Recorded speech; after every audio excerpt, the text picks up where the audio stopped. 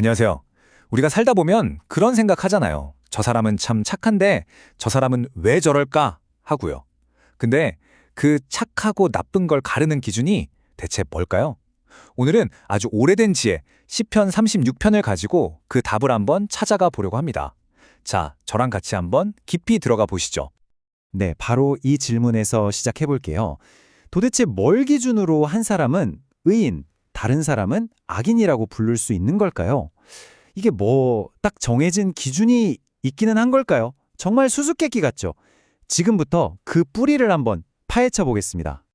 자, 이 질문에 답을 하려면요. 시간을 아주 멀리, 그러니까 모든 게 시작된 그 지점으로 거슬러 올라가야 해요.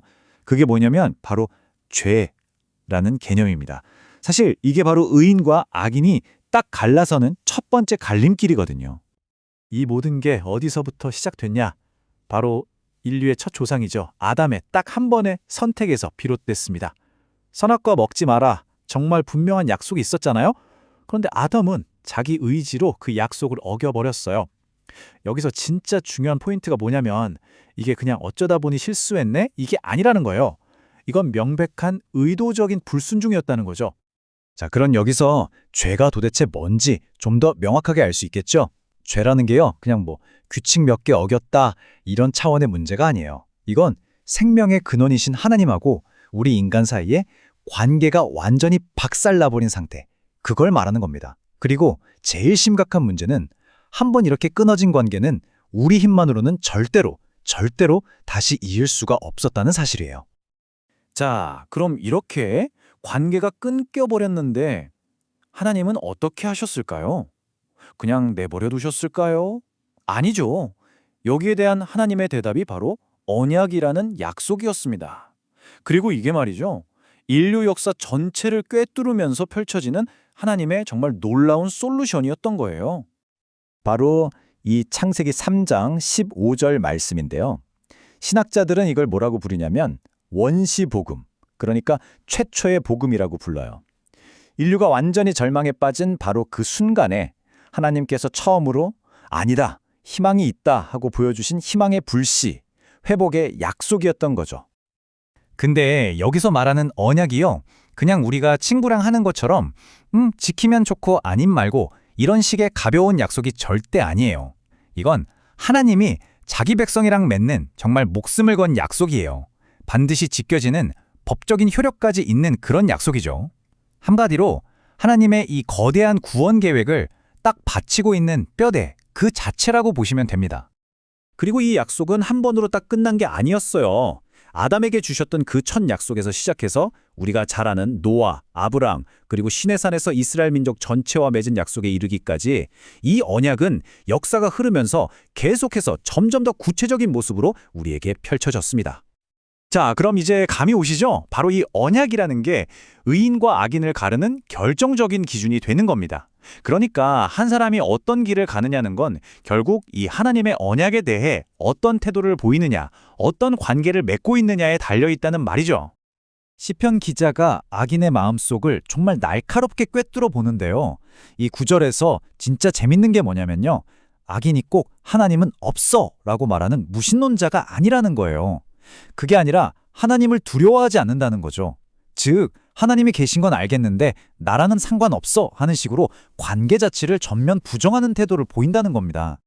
자, 그럼 이 둘의 차이를 딱 정리해서 비교해 볼까요?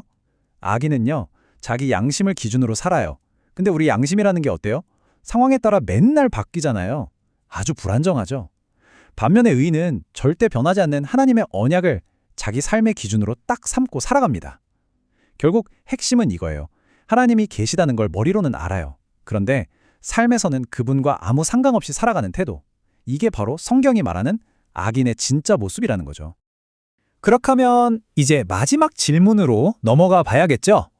우리 양심은 이렇게 불완전하고 믿을 게 못 된다면 대체 우리는 어디에서 진짜 생명을 얻고 흔들리지 않는 절대적인 기준을 찾을 수 있을까요? 네, 바로 이 질문이 오늘 우리가 다루는 시편 36편의 가장 핵심으로 우리를 데려갑니다. 내 기분에 따라 이랬다 저랬다 하는 변덕스러운 마음을 뛰어넘는 절대적이고 정말 믿을 만한 선의 기준. 과연 그런 게 세상에 있긴 할까요? 시편 기자는요, 그 답을 정말 놀랍게도 하나님의 성품 그 자체에서 찾아냅니다.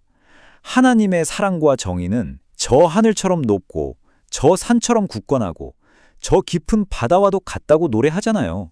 그러니까 우리 인간의 변덕과는 아예 비교조차 할 수 없는 영원하고 절대적인 기준이 바로 거기에 있다 이 말입니다. 여기서 말하는 인자하심이라는 단어, 히브리어로는 헤세드라고 하는데요. 이게 그냥 우리가 생각하는 친절함하고는 차원이 다른 개념이에요.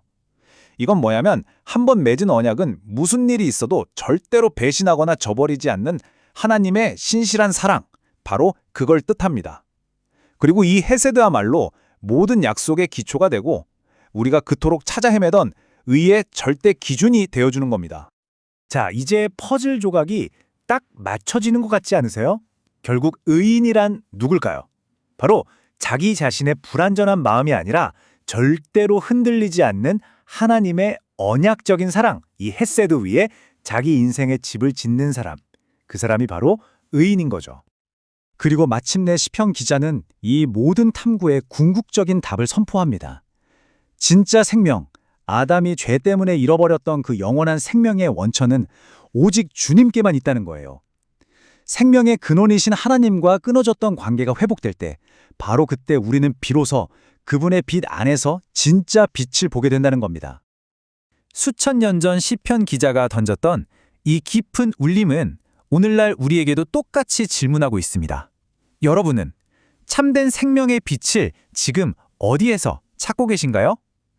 이 질문을 마음속에 한번 품어보시면서 더 깊은 탐구를 시작하는 계기가 되셨으면 좋겠습니다.